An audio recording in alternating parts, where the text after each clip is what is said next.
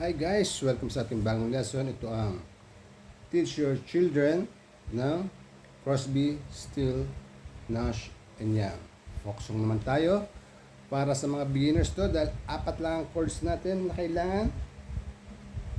Pero bago tayo magsimula, kung bago sa channel na to, please i-pindot lang subscribe button, ganun rin yung notification bell para maging updated ka sa mga gagawin ko pang videos na katulad dito. Okay?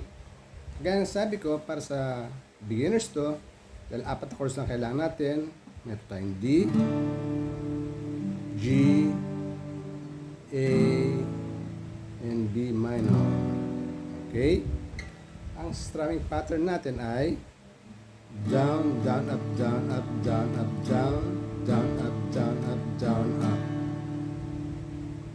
Down, down, up, down, up, down, up, down, down, up, down, up, down, up.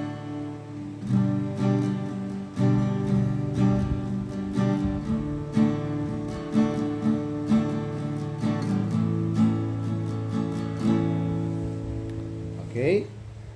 Ang course natin sa intro, D, G, D, A. Ganun din sa verse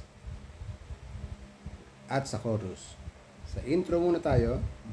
Down, down, up, down, up, down, up, down, down, up, down, up, down, up, down, down, up, down, up, down, up, down, down, up, down, up, down, up, down, down, up, down, up, down, up, down, down, up, down, up, down, up, down, down, down.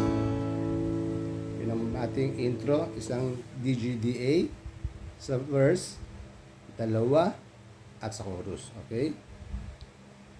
Verse.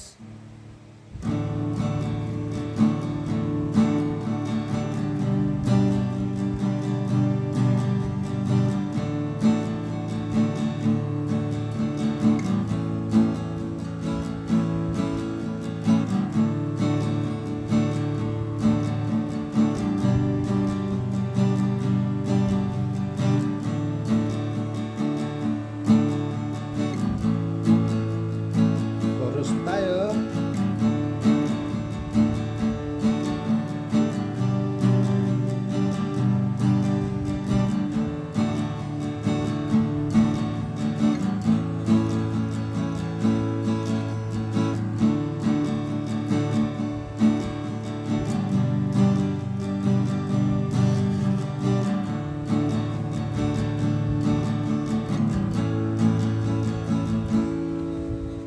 So, ganun lang din ang paulit-ulit na D, G, D, A at ang strumming ay parehas. Tapos, pagkatapos ng chorus, bridge naman.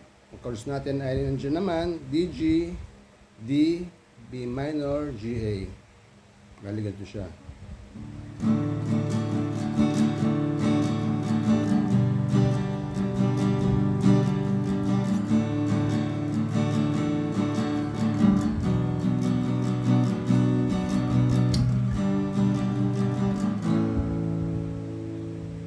Okay?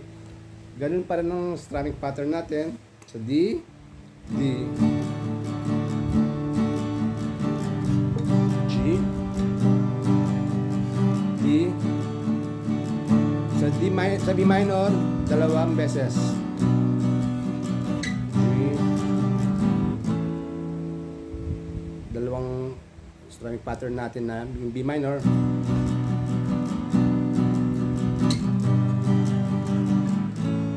Bagsak sa A. Pagkatapos nun ng ating bridge, second verse, parehas na parehas ng first verse natin at chorus ulit,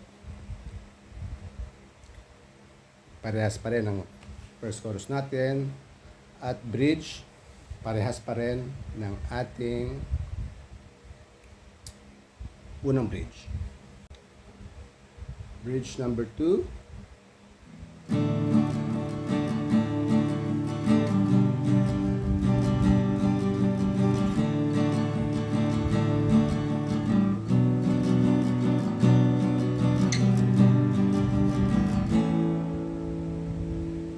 Parehas din ng bridge number 1 natin. Tapos ito na yung outro. G, D, A, D, A, D.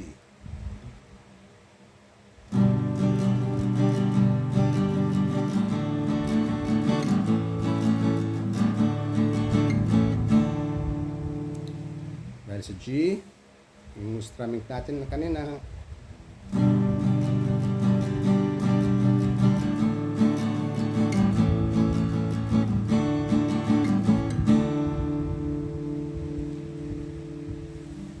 okay, ulit.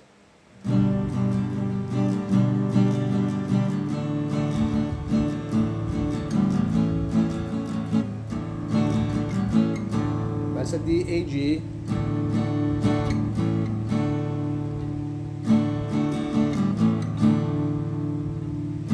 yun yung sa huling D, A, G, ha.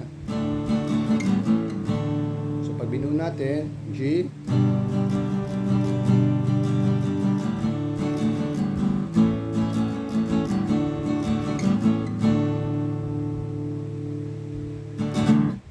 so, sana po nagustuhan nyo ating lesson.